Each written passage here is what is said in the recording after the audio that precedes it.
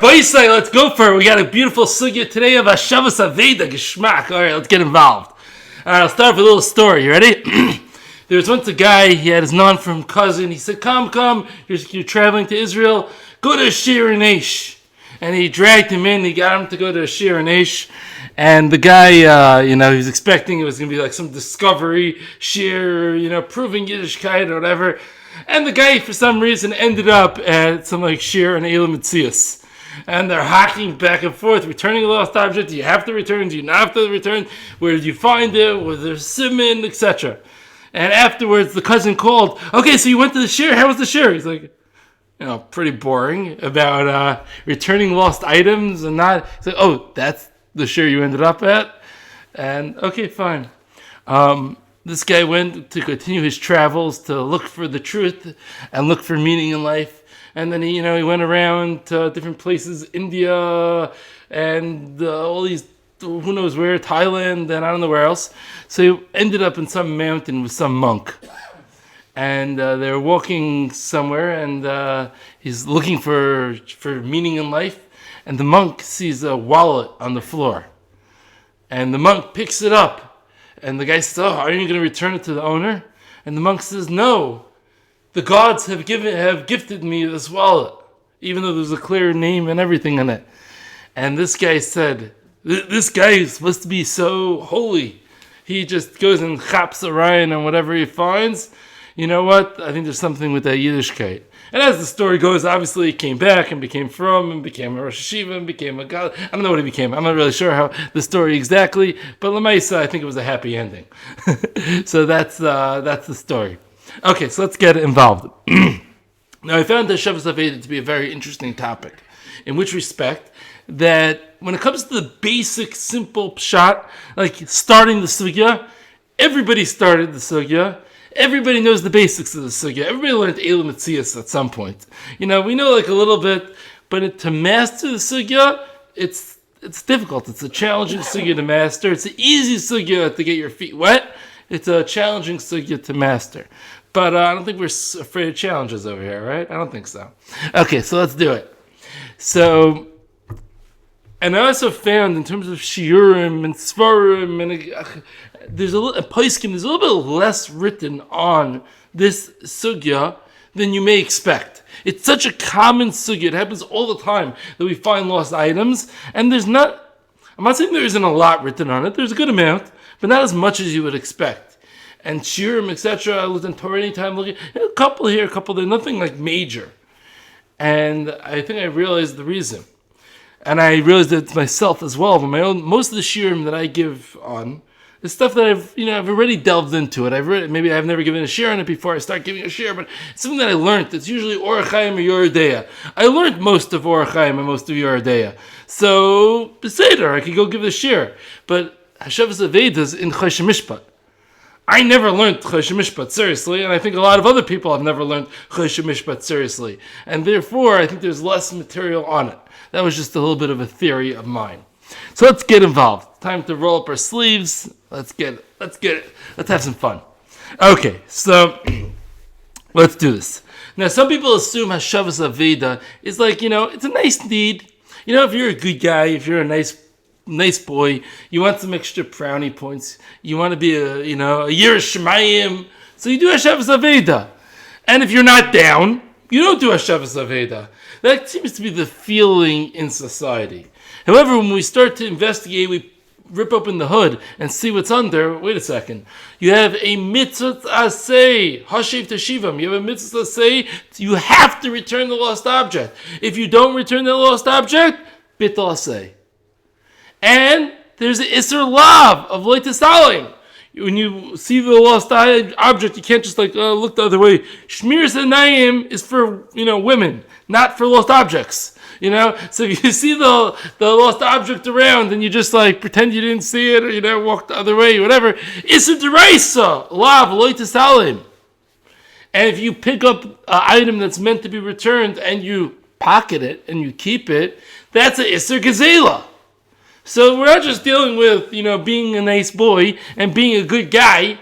We're dealing with chiyuvim midaraisa and isurei daraisa. So this is a real deal. It's not just about being bonus points, brownie points for the good boy. This is actual chiyuvim, just like all our other actual chiyuvim around. So that, I think, is going to be surprising to some. So Lamaisa, what are the guidelines of Hashavas Aveida? So the first thing that one needs to assess and judge is this item actually lost? Yeah? Is it lost? Or did the owner just place it there? And he's going to come back later to get it. Is it a lost object? So, how do you know? Excuse me, Mr. Object, are you lost or not? Oh, just ask the owner. Yeah, well, if the owner was here, then it wouldn't be much of a question, would it be? So, how are we meant to know? Anilo Navi, Vanilo Ben Navi. How are you meant to know? You can't ask the item. You can't ask the owner. How are you meant to know what's going on? So, Chazal, the Torah, Chazal, etc., set us up with guidelines of how we should know. So, there's a Gemara, B'Metziah, Chavchei Beis, and this is brought lahalacha in the Shulchan Aruch and Ramah in Siman Reish Samach, which explains that an item that seems to have been placed, the term derech hanacha, not that it fell, not spread out across the floor, neatly placed, yeah? If an item is placed in a safe place, a guarded place, a place that you don't expect it to be stolen from, and by the way, depending on the item, you can have the same place, it could be guarded for one item and not guarded for another item, right? Nobody's going to steal your sweater there, but your electric bike, maybe they will, depending on, or, if somebody leaves their wallet there, it might not be shomer for a wallet, but it could be shomer for a sweater. So we're going to have to investigate which places we're talking about. But if you see derech hanacha, the sweater was left folded nicely on the table in shul, should you pick that up and try to find the owner? So, first guideline is, no. If it looks derech hanacha, looks like it was placed neatly, in a relatively safe place, right, in shul, safe place, then don't take it. It's not, for two reasons. The first reason is, it's not an Aveida. And the second reason is, you're not exactly helping the owner. You're causing the owner hardship. How are you causing the owner hardship? Well, if it's an item that has a siman, instead of the owner just being able to go back and get his sweater, now he has to go through the hassle of finding your sign that you put up or you put in the shul WhatsApp chat. Anybody lost a sweater and he has to contact you and give his simanim and get the sweater back, etc. That's a pain in the neck. It's a lot easier to just go to the table and get your sweater. And if the item doesn't have a siman, then you messed him up even more. Because the guy's not going to be able to give you back the item. You're going to say, can I have my sweater back? He's going to say, do you have a siman? No. He'll say, sorry. But I'm a nice guy. Sorry. So you better leave his sweater there and you'll have less problems than he'll prefer it. So number one, it's not a derech hanacha, nicely placed, safe place. You're not helping him. It's not an Aveida, and you're not helping him. So don't pick it up. If you have Mesupik, how it's... So we're gonna get to Suffolk in a second. Good. Derech hanacha just means anything that would be a normal way to place that object in this kind of place. Correct. Meaning you usually it's very distinct, the difference between how something looks when it fell or when it was placed.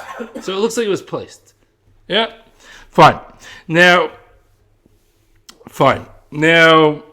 an item that is found derech hanacha in an unsafe place. Let's say you see your art school menachos is on the seat of a bus. Yeah, it's on the seat of a bus, the art school menachos, and it's in Machane Yehuda, on the side ledge by the. Now, it's not a safe place for it. It's very hard to get back on the bus to get your art school menachos back, right? But it has his name on it. Let's say it has a simon. But it's not on the floor. It was nicely placed. But there's nobody near that seat, or there's nobody near that area in the shuk where it was left. Should you pick it up or not? So let's talk about a case first with that as a simon, right? So pick up the item. Yes, you should pick up the item with a simon. Why? because you're helping the owner. If you pick it up, you could do your shtadlus, which we'll discuss later what the shtadlus is, to try to find the owner. And he'll come with a siman, and he'll get the object back. As opposed to, if it stays in a lost zone, so he's probably not going to ever get it back. So, and you can't have the svar that he just was put it there on purpose, because nobody puts an item in a completely unsafe place on purpose. Probably what happened was he put it down for a second, and then he forgot about it. He walked off the bus, leaving his Gemara there. So in such a case, it's better off to pick it up. What about if it has no siman? So then it's So then it gets a little complicated if it has no siman. Let me put that on the side for a second. So, what if the item is found in a semi-safe place? Yeah? If the item is found in a semi-safe place, which is a place that, like, as we said, you're not really sure if, like, would somebody leave their sweater on the bench in Godstocker or not really? Like, I don't forget, maybe we'll get through more examples, etc. But it's like a place where it could get stolen, but like, I don't know if I really expect it to get stolen. So if somebody leaves something like that, should I pick it up and try to find the owner? If there's a siman, yes. If not, then no. Very good, correct. So if there's a siman, very good. If there's a siman, yes, where it is, it might get stolen. Now, if I go in and take it, so now I could be machers it, and he comes with the siman, he'll get his item back. Whereas if there's no siman, how am I going to help him exactly? He may come back to get it, right? And if I take it, he's not getting it back. Because even if he comes and says, I lost the sweater, I can't give it back to him if he doesn't have a siman. So I'm going to have to hold on to it until Eliyahu Hanavi. And if I have to hold on to it till Eliyahu Hanavi, I didn't really help him. So therefore, I should take it. The problem with this is, and this is something that I struggle with, I'm going to leave it as tzarachin for now. I hope to get back to it.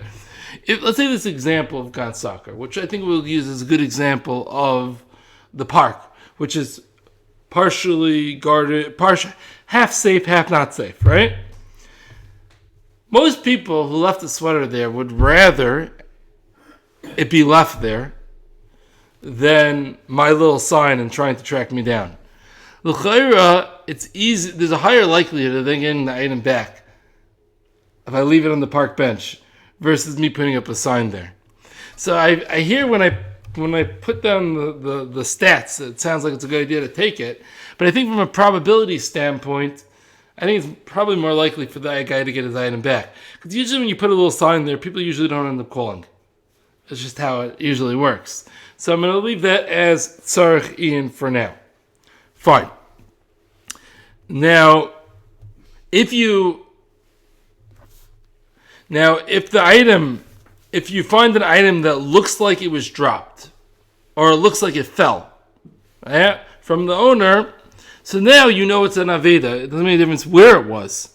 But if it fell, now you know it's a lost item, right? Nobody leaves their jacket splat over the floor. It's not a normal place to, or, whatever cards, credit card, whatever it is, something that's just spread all over the floor is the normal way to leave something.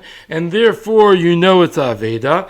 And if you know it's Aveida, you could assume the owner's not coming back for it. So that in such a case, you're going to pick it up and you're going to try to find the owner, once again, assuming there aren't other reasons that you're allowed to keep it. But that's not in a place that's a normal place you would find it. It's not a normal place for somebody to leave it.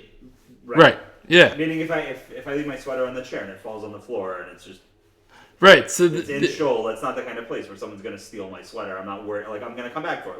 Oh, so you're asking if it's the reason why when it's on the floor, we're going to go announce it, even if it's in a safe place, is because we're concerned that you don't know where it is. Meaning, it happens to be the jacket example. you might be able to really know where it is. But let's say a smaller item that that might have fallen out of your pocket. I'm just thinking, whatever. Your Ravkav. Yeah, your name was Ravkav, right? Once again, that's probably gonna be something without a siman, but maybe it's like chipped up, scratched up, whatever. There might be some siman on it. Yeah. Name, my phone number, whatever. Yeah, there's some siman on it. Let's say whatever it is. Yeah, scratched up Ravkav with a smiley face scratched onto the Ravkav. So you find that on the floor of the shul, a Ravkav with a smiley face scratched onto it. Now that you do pick up. Why? Because we assume that the guy who lost it has no idea where it is.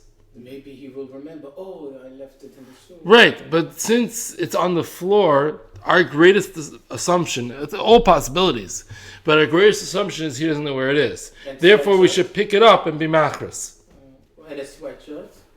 See, a sweatshirt now already is, it's getting a little difficult as a judgment call, but the simple rule is that if you see that sweatshirt on the floor, yes, pick it up and be machras. Right. Now, if it's like, you could tell that it was on the chair 2 minutes ago and it fell off the chair, then it's fine. You can leave it on the chair. Yeah, he's going to come back. So you have to, this is one of these halachos. One of the reasons that this halakha is complicated is you need a brain. Yeah, brain needed. But you can't always rely on your brain. So you have to also know the rules. So that's what makes it complicated, because you have to rely on the rules, but you have to use your brain to figure out which rules it fits into. That's what I agree. This is a challenge of the sugya, 100%.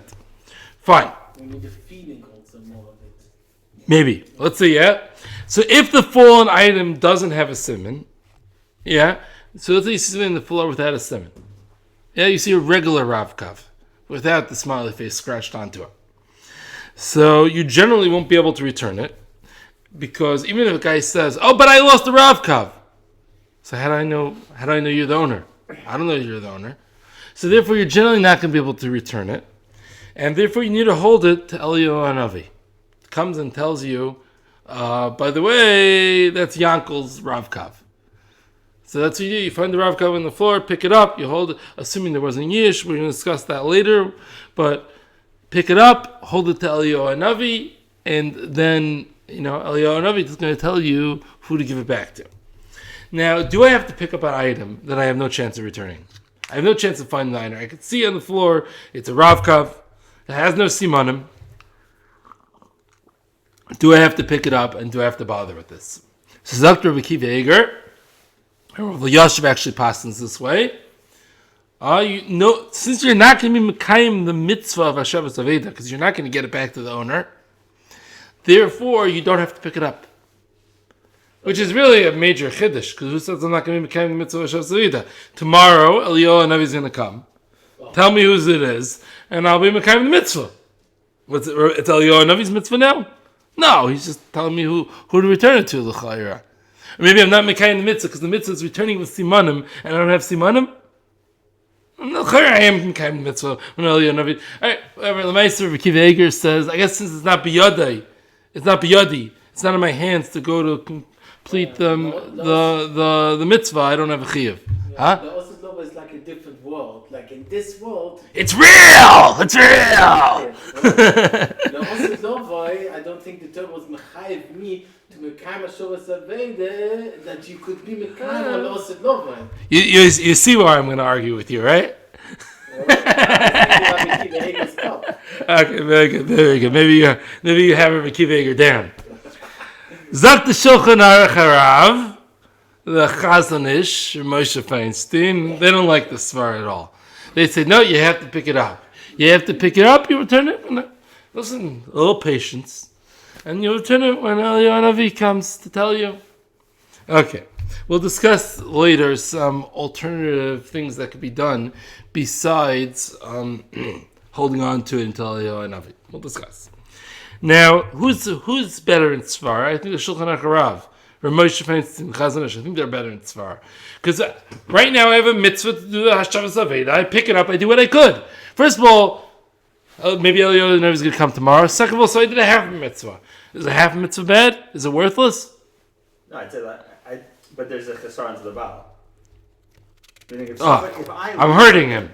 And meaning, if I lose something, and there's no simon, there's no way for me to get it back if you pick it up. So if I'm walking down the street and I drop my Rav cup with nothing on it, with no simon, right? It could be that I'll be like, you know what? I walked down Diskin. I'm gonna go check over there. Right? I've had that happen. Many people, everyone's had that happen. So there's a chance. There's a chance that I'm gonna go back and find it. But if you pick it up, then Vadai, I can't have it. Yeah. I won't have it. We know that in general, we assume when somebody knows that they lost something without a simon, they're miyayish. So they don't expect to get it back. But you're saying even though they don't expect to get it back, there's a chance.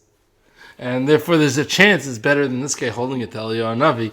I guess he also doesn't think it's coming tomorrow. Okay, so... It's just very schwer for me, like when the Torah came, and the Torah gave me a shiur of Hashavas Aveida, which has to do here with Eliyahu Navi. This is like something, wow, it's a whole different world. The Torah's Mechayev here on the Mitzvah. But I don't know who the owner is. If there's no chance, so then you put them. Oh, you think I should be put there? Okay, question. So I don't know who he passing like. It's not clear who he passing like. I think the minog. I don't know. I think the minog seems to be like Rav Elyashiv. I think people aren't so makbid to go pick up every item that there isn't a simon on. Okay. Now there are a couple of cases where you will have to return the item even without a simon. What are those cases? First of all, I know who the owner is. Is there a simon on this jacket? No, but I know it's his jacket. Or there are eidim that say this item belongs to somebody. Even if there's no simon, I'll have to return it. Now, these two cases are pretty unlikely.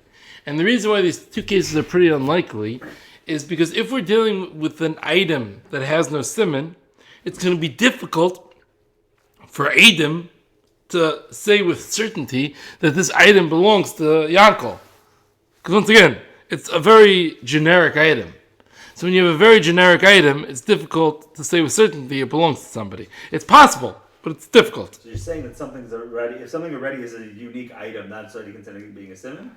Yeah, we're gonna see the major usually yad of something that someone finds. Yeah, so simanim are usually gonna be based on uniqueness, as we're gonna discuss later, probably next week. Just saying the pen was a blue Parker pen is not a simon because there's thousands of blue Parker pens, and therefore that won't be a simon. But if you say the Rav cup is scratched with the smiley face, that is a simon. It has to be something unique, which now in our once upon a time, most things were unique. Nowadays, that we have factories generically making gazillion items, so it's actually harder to get simanim on certain items. So we'll get into that when we get there. Now, the third case, which is, what do you think about this? You don't have a simon, but you could pull up the videotape and show that you dropped it. So that is like edus.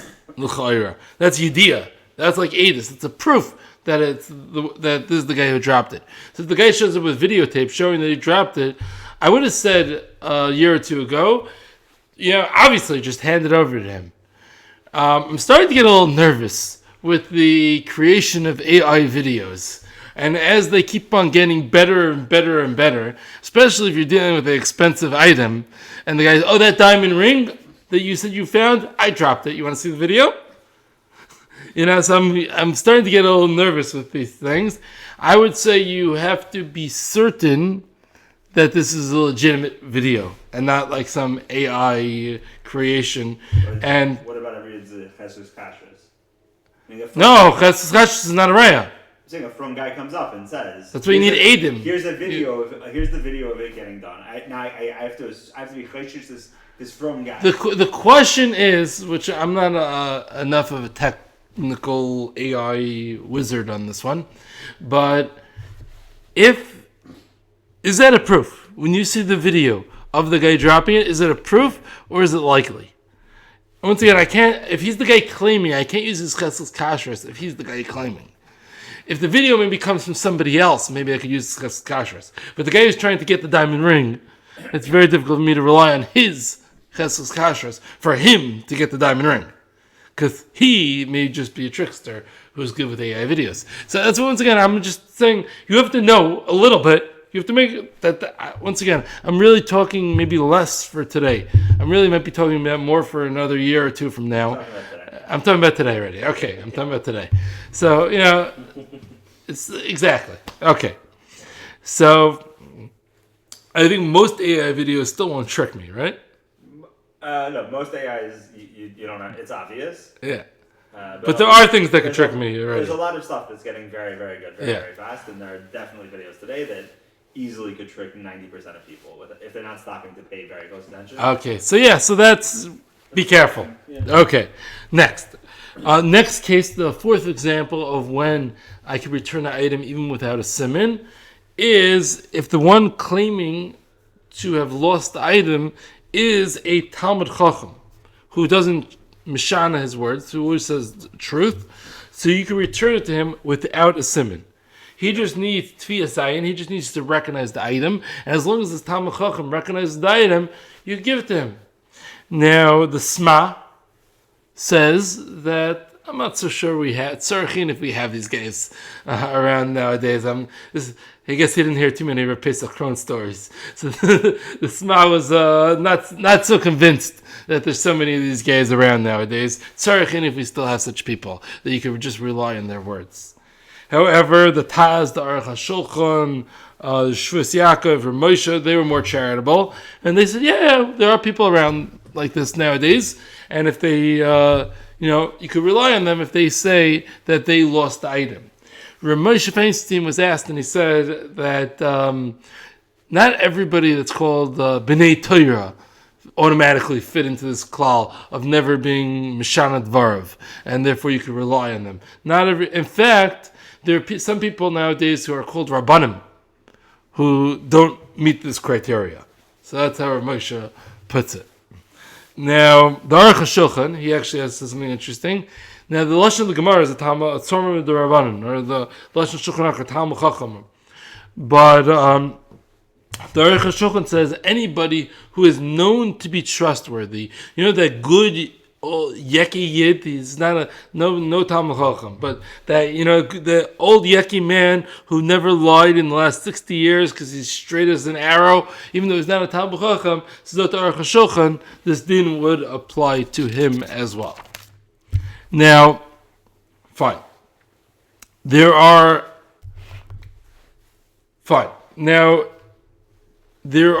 multiple exceptions where the finder does not need to return the item.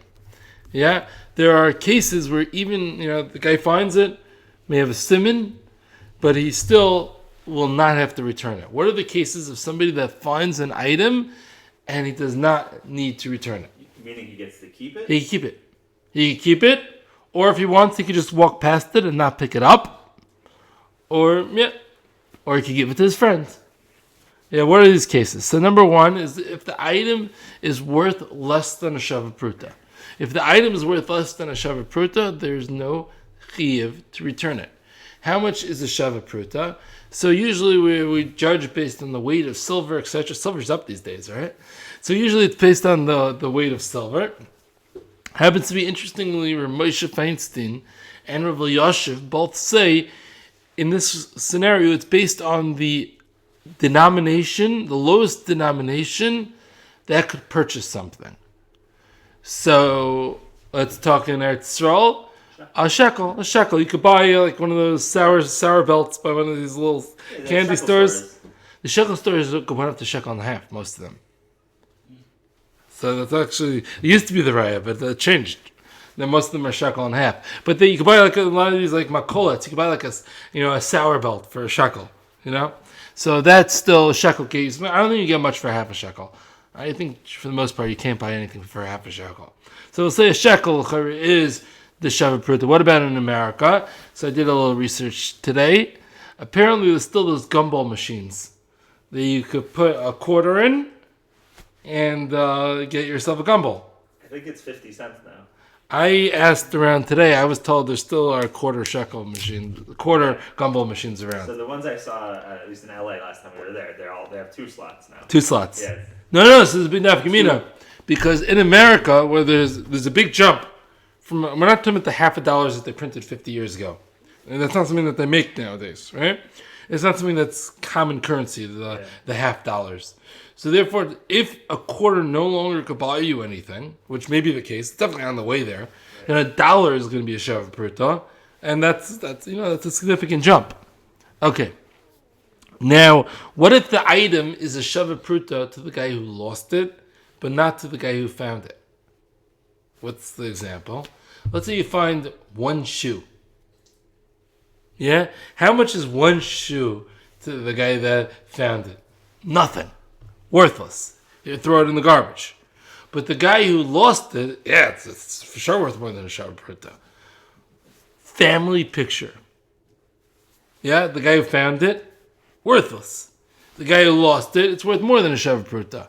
So Zak, the Chazon Ish and Ramosha, they say that is considered something that's shava pruta, that's worth a shava pruta, and that is something that needs to be returned. Fine, so that's shava pruta, that's first heter. Now, next heter is if the item was lost into a place that's very unlikely to be found. One more time, the item is lost in a place which is very unlikely to be found. So the Zuta Shel Yam, the watch, the fisherman, the watch goes off falls off his arm. There's a classic example. There's much more common stuff, right? Watch falls off his arm into the ocean, and the guy says, "I'm going to get it back no matter what. I don't care. I'm getting it back." And like 2 hours later, a guy catches a big fish, cuts it open. His watch is, the second fisherman cuts open the fish. The first guy's watch is in there. Who gets to keep the watch? The second guy gets to keep the watch because it's considered like an automatic automatic giving up the spare loss of ownership of the first guy, and the second guy could keep it. Another example could be where somebody drops their ring down the drain and thinks it's gone. And 2 months later, the plumber comes and goes and opens up the drain, and hey, look, I found the ring. The plumber could keep it. Because the first person, when he lost that, once again, if they had a chashash, it was stuck in the drain, that's a different story. I'm not talking about by his kind well, that's a good question. Let's keep it for now at the public sink. Yeah, let's keep it in the public sink. This is what to discuss about whether the house is kind of in such a scenario. It may not be. But let's talk about by the public sink. And we know who lost it. Because everybody heard that when the person said, "Oh no, I can't believe it! I'll drop it down the sink. It's gone for And then the next guy, I'm going to find it no matter what. And they take the flashlight, they can't find it, whatever. And they all thought it was gone. But then 2 months later, when the plumber he opens it up, guess why? And he finds the ring there. It belongs to the plumber. Will there be a nimashur sedin to give it back? Maybe, but la halacha, no.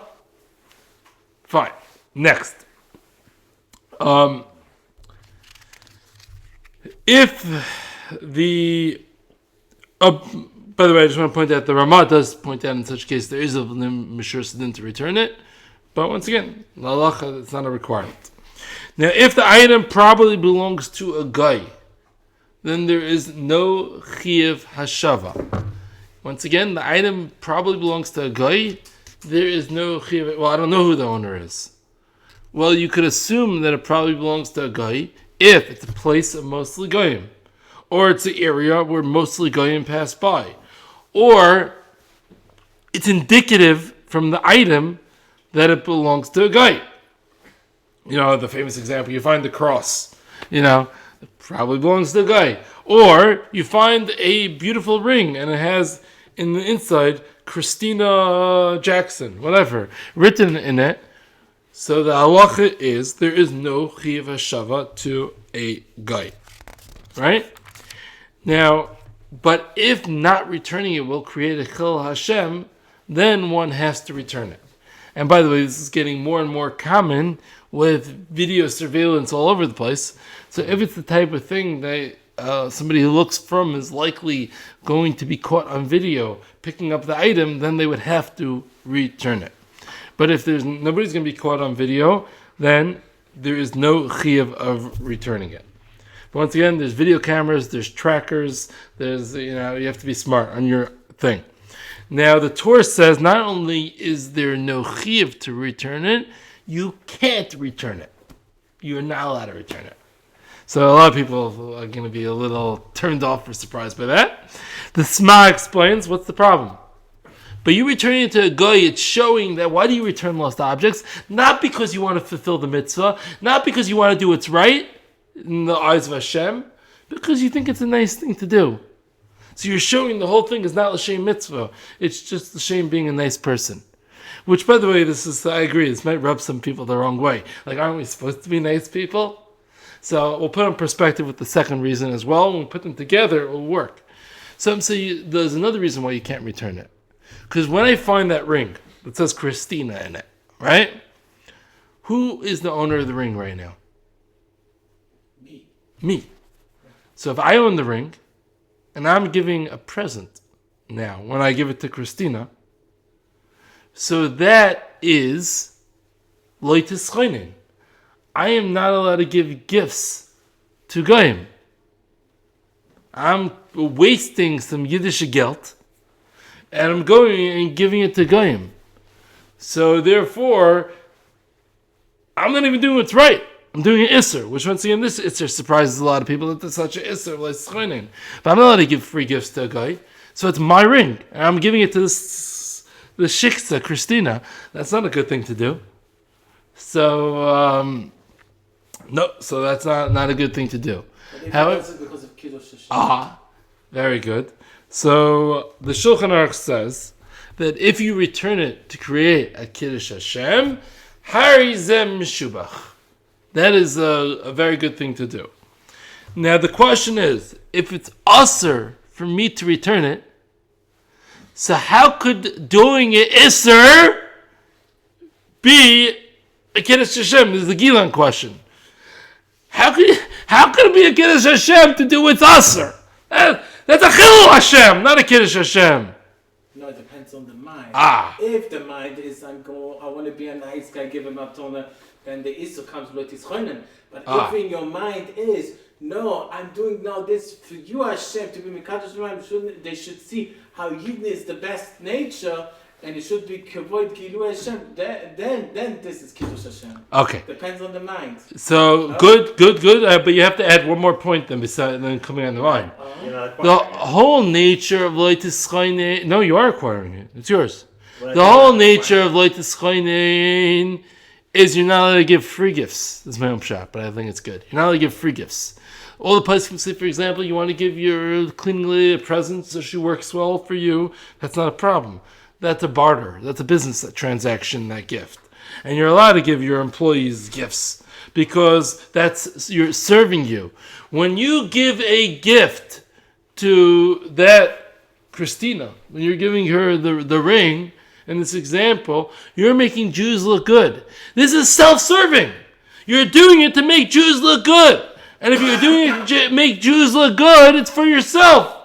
And that's not Loitis Choinen. B'meila, it's not B'chal the Isser. B'meila, Harizem Mishubach. Yeah? Okay. Now, you got to be very careful with this. People are going to be very surprised. I'm sure I'm going to get people are going to be surprised with this. You ready? Somehow an item came to me from this mom and pop shop. Right? I didn't order it, and it came to my house anyways. I walked back with my yarmulke in to return it. Harizem Meshubach. I go return it wearing my cap. They don't know I'm Jewish. Aser Gomer.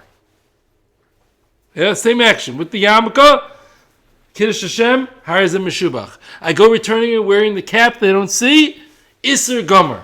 You ready? Like this. I go and Amazon already refunded me, yeah? Amazon refunded me for, I bought something, I decided I don't need it, I got refunded from Amazon. And they sent me the item anyways. Right? If I just go and send it back to Amazon, Isser Gomer. I'm doing a Hashavas Aveida to a guy. Did I create a Kiddush Hashem? No. Nobody knows this. Nobody realizes, whatever. Assuming that Amazon, you might want to say a company might be different, but without that chiluk, Isser Gomer. Maybe they want to test if the Jewish Yid now. No, they don't want to test the Jewish Yid. That's not what's going on. You're returning it online now. You're returning it online. Moishi Raisenblatt. Maybe Kulai v'ulai, but I still don't think so. If you call up on the phone and you say, and the person answering, you say, "Listen, I'm a religious Jew, and I got this item that I didn't pay for, and therefore I want to return it. So please, whatever my return, accept my return." Maybe that would work, but the truth is, I think the person in India on the other side of the line is just like, oh, whatever. You know what I mean? If you go to the mom and pop shop who owns the store and whatever, or even if you go to Walmart, but you stepped in there in person with your yarmulke and say, "Here, I got this item which I didn't deserve. You know, create a Kiddush Hashem." Are you really creating Kiddush Hashem when you the 10 seconds to? It's like, I feel like it barely registers by that lady in India who's answering the phone for Amazon, and therefore I'm not convinced by it. Are we at Ma'ariv now, or are we have a couple more minutes? I don't think they're having that service. I don't think they're having. Okay, so let's keep on going then. So, okay. Now, if I haven't offended anybody yet, I'll try to do it now. What about returning an item to a chiloni? Depends what kind of a chiloni. Depends what type of chiloni. Very good. Erev Rav, no? So the Shulchan Aruch says that you should not return an item to somebody that is oichel nevelos lahachas, a dafkenik, a guy that is dafka doing yisurim. You should not return a lost item to him. Or somebody who's a machal Shabbos b'far hesia, you should not return a lost item to it. However, if somebody's merely a oichel nevelos l'teavon, he's just a baal teva, and that's why he eats nevelos. That's why he does bad things. He's just a baal teva. Him, you do return a lost object to. So, mamash your answer. It depends what type of chiloni. So let's get involved for a second. Zot the Chazanish, the famous Chazanish, he says most of the chilonim nowadays have a din of tinak shenishba. They don't know better. They're like, they're born into the system. They don't know better, and therefore they don't have a din of a mummer or a eichel nevelos lahachas. And therefore, you would return a lost item to the chiloni. Ramosha. But you can't. Whatever. I have this whole debate about Tinik Shnish, but not to get off topic. But I'm saying. I'm going to speak about Ramosha. It doesn't hold to that whole thing in a second. No, I'm saying some guy who grows up in Timbuktu, fine. But if you were born and raised in Yerushalayim around a bunch of people, so that's where Yoshiv holds. There's no such thing as a Tinik Shnishba in Yerushalayim. Ramosha also didn't hold to this Tinik Shnishba. He calls them in multiple places these Rishoyim and these whatever, and that's what was. Even though Ramosha was a very nice man, but he doesn't. What you saying that by who? By all these non-from people. Yeah, but in America, no. So it depends in anywhere close to from neighborhoods. No, he says in New York they're not Tinik Shnishbas in New York. Out of town. Out of town. He says no. He's masking out of town. He says there's no Tinik Shnishba in New York. That's what Ramosha says. Good, thank you. So and Ramosha says the same thing. So Ramosha, who's usually very not so lenient, over here for some reason he goes away from his general stance, and he says that this guy who grew up in a non-from society, you can't call him Eichel Nevelas Lahachas. You can't call, and therefore you would return a lost object to the non-from guy, even though he generally, when it comes to like Bishul Akum and stuff like that, he doesn't take on the svara of Tinik Shenishba, but over here it says you can't call him Eichel Nevelas Lahachas. Now, what about Machal Shabbos B'Fesia? So it's actually interesting. There's the Mishnah Brura. Mishnah Brura says that somebody that wouldn't be Machal Shabbos in front of a big rabbi doesn't have a din of Machal Shabbos B'Fesia. Something that I thought was very interesting. Like tonight, I saw Reb David Yosef by the Haklan Sefer Torah over there. If Reb David Yosef or Reb Yitzchak Yosef walked down the street in Tel Aviv on Shabbos, every Sephardi guy would drop his cigarette, quickly put his phone in his pocket. At least 95% of the Sephardim would quickly, put their phones away, drop their cigarettes or whatever it is on Shabbos, they would not be Mechal Shabbos in front of Rav Yitzchak Yosef or Rav David Yosef, right? So that means, the guidelines of the Mishnah Berurah, the Sfardim in this country, at least 95% of them, in my opinion, do not have a din of Mechal Shabbos for Hasiyah. Now the Ashkenazim, we can't say the same, but okay. What's the reason why Ashkenazim? I mean, I'm just speaking about the Metzias. The reason, that's a good long discussion. They don't have respect for Rabbanim, whereas the Sfardim have respect for Rabbanim. Yeah. The Chiloni Sfardim have respect for Rabbanim. Even a lot of Rome Ashkenazim don't have respect for Right, Rabbanim. correct. It's a cultural thing. Yeah. Now, fine. Fine. So let's put this into perspective. So if you find the item in a Sephardi Chiloni area, we're saying you would have to return it to try to find the owner. But if you found it in a Ashkenazi Chiloni area, so you would not have a chiyuv for returning it. However, Chil Hashem for not returning it is definitely a strong consideration amongst Chiloni places. All right, next case where you don't have to return it is Zakin ve'ena lefi chvoidei. Zakin ve'ena lefi chvoidei.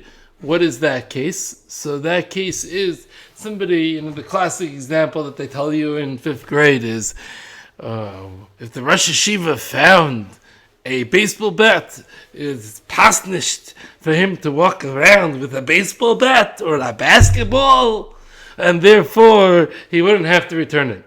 Now, I don't know, maybe I'm just too new school, I don't know.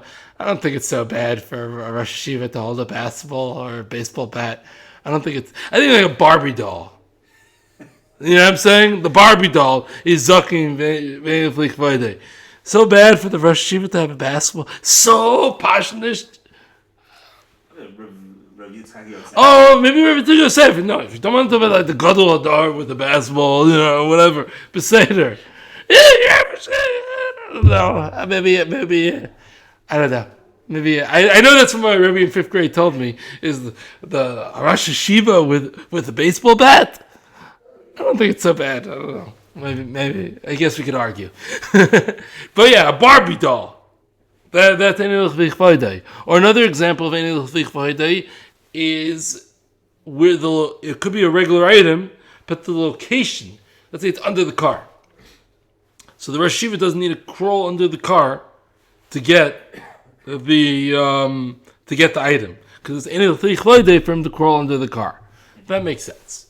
Now, by the way, when we say Zakin and Einil Chvich Vaydei, we don't only mean it could be a young Talmid Chacham, and it could be respect. The Aruch HaShulchan says it could be a respectable person, even if he's not a dignified person, even if he's not specifically a big Talmid Chacham. But anybody dignified doesn't need to go be undignified in returning an item. Could somebody be meichel on their kavod? So the Mechaber says, yes, but you can be meichel on your kavod and decide to return it. And Amos says, no, kavod haTorah. Yeah, you can't be meichel on the kavod haTorah, and therefore you can't just decide you're going to return it. Now, I think in the Aruch HaShulchan's example of the dignified person, there everybody would agree that you could be meichel on your kavod and return it. Now, the yardstick to determine whether it's Lefich Vaydei or not Lefich Vaydei is, if it was your item, would you deal with it? If it was your item and you wouldn't deal with it, then you don't have to deal with somebody else's. But if you would deal with it as your own item, then you have to deal with it. The Shulchan Aruch says, not worth your time. Once again, I'm not talking about lost wages. I'll discuss that next week in Mitzvah. I'm not talking about lost wages. But it's just like, it's not worth my time financially. This heter doesn't apply. This heter applies when it's based on it's not dignified for you to do it. But not worth your time, this heter does not apply. That's what the Shulchan Aruch says. 2 more examples. Actually, I'm going to just give one this week, and the last one will be for the upcoming week, because it's going to be very detailed. This is an interesting one. What about if an item is muksa on Shabbos? Do I have to return it? Or just an Isser during the week? Yeah, but it could be koyin and basic forest. There's stuff to discuss. But let's simpler than koyin or nazar in the basic forest. Let's keep it simple. The item is muksa. Do I have to return it? Obvious no. Obvious not. Shabbos. Shabbos. Then kind of muksa. Yeah, it's muksa machmas kufay. Strong muksa. So you ever heard of asay doicha loisa say? We have a call. Asay is doicha loisa say. And if asay is doicha loisa say deraisa, surely asay is going to be doicha isser derabanan of muksa. So what do you think? You should pick up that muksa item in Shabbos. Pick up the phone and find the owner. Marisayin. Marisayin, another derabanan. Asay doicha loisa say. Huh? And even if it was the race, you would say, I say, Kalvin Abrius, beautiful, another derabanan. The race, by the way, it reminds me, why do we have a heter of Zakin in the Friday? Make it tasty. Since when do we have a Kalvin Abrius saying, oh, you don't have to do the race, it's Kalvin Abrius, you don't have to do the race. It's not Lefik Friday, Kalvin Abrius. It's a deraisa. We only see Kalvin Abrius being mad to derabanan. So Pshat is, oh, no one ever mattered the races for Kavod Abrius. No, Chas v'shalom. So what's Pshat by Zaken Ve'enu Lefik Vayday? It's a limit, it's a miyat from the pasuk. So the pasuk says, there are some times that you don't have to return it. What's those times? Zaken Ve'enu Lefik Vayday. It's either you could, if you want to pick on your lumdish head, it's either there's no chiyuv in such a scenario, or there's a chiyuv with a deraisa patur. However you want to view it. So that's how. But now back to our case of muksa.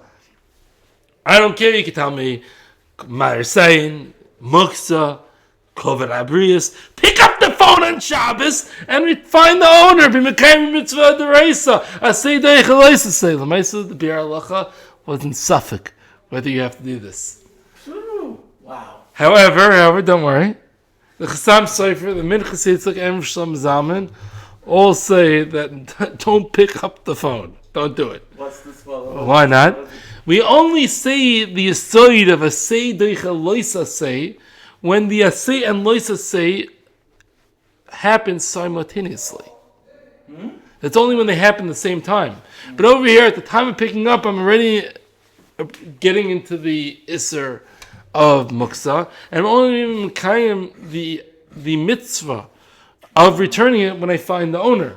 And therefore, since it's not the same time, we won't say asay deicha loisa say. One more example, similar. Because l'chayra, the mitzvah of Hashavas Aveida is one long mitzvah. So you could argue being mekayim mitzvah the whole time that you're picking it up. As soon as I pick it up, I'm basically... You're already starting to do the mitzvah. Yeah, l'chayra, that's probably the basis of his suffix. Now, one more case, you have an Erev. Good Erev, fine Erev in town. I don't hold the Erev. I don't use an Erev b'chal. You know, but that's beautiful Erev. I don't use the Erev. And there's somebody lost. There's a watch on the floor. So don't be machmon b'cheshbon's acher. Oh, you can't. You couldn't put it on and wear it. I hold it for Moshe. I don't wear. A man doesn't wear a watch on without an Erev. Everything nicely. You can't have a cheshbon. All right, whatever. It's something that I forget to watch. Maybe the watch you get something that you really have to pick up. Don't be machmon. That'd be mutter because then you're putting it on. You're picking it up in a place that you hold is outside the Erev. No, once again, if I don't, I go inside. Oh, so once again, a man, Lefira Moshe, a man doesn't wear a watch on Shabbos. I'm saying, forget that. If I'm outside of an Erev, and I see a watch and I pick it up and put it on my wrist, and then I go inside without Rav Moshe, I hold it at mutter, and I go inside into the Rishus Yachid and I put it down. You're okay. Yeah. I'm not transferring it. No, because when you were standing still and you put it on, you're okay. And then when you walked, you weren't carrying because it was a levisha. Yeah. There's an example in the Gemara of finding tefillin. Right. There's an example which is pretty much the same exact thing, and we are allowed to do that. So now, don't be machmir on somebody else's cheshbon. So we're hearing here a vada we shouldn't be machmir on somebody else's cheshbon. Dr. Chaim Kanievsky, don't pick it up. What? We can't tell you to pick it up. If you don't hold it in the air, we can't tell you to pick it up. Why? Because for you, it's like it's usher. Yeah, but it's for him as a chumrah. It's not a mikra adin. So that's you see what we could debate. Okay, so we're gonna. If it's mikra adin, I hear. All right, we're going to have to tie up our loose ends next week, but just for quickly to sum up what we said so far this week, the main points is if you find derech hanacha items placed in a safe place, don't touch it. If an item is placed in a super public place, you can keep it because you could assume that the owner just left it there. He threw it out. I don't know if I even ended up getting back to this, but it's something called Aveida Midas. You assume that he left it there. He doesn't want it. Nobody would place their item in such a dangerous place. If it's a suffix place, if it has a siman, take it and be machres. If it doesn't have a siman, then just leave it there. And then what if the item fell? If the item fell, then you could always assume that it's Aveida. And once again, without getting involved with yish, etc., if the item looks like it fell, wherever it is, you're going to pick it up and try to find the owner. And we got into many of the exceptions where you do not have to return the item, such as if it's not worth the shava pruta. We also discussed a scenario of Zakin where it's beneath your dignity. We also discussed that if it was lost in a place where it's unlikely to be found, if it's lost in a place where it probably belongs to Goyim, and maybe one or two more that I forgot. But most of these cases, if it's muksa on Shabbos, there's certain cases you don't have to return it, but everywhere else you have to return it. Thank you guys for listening.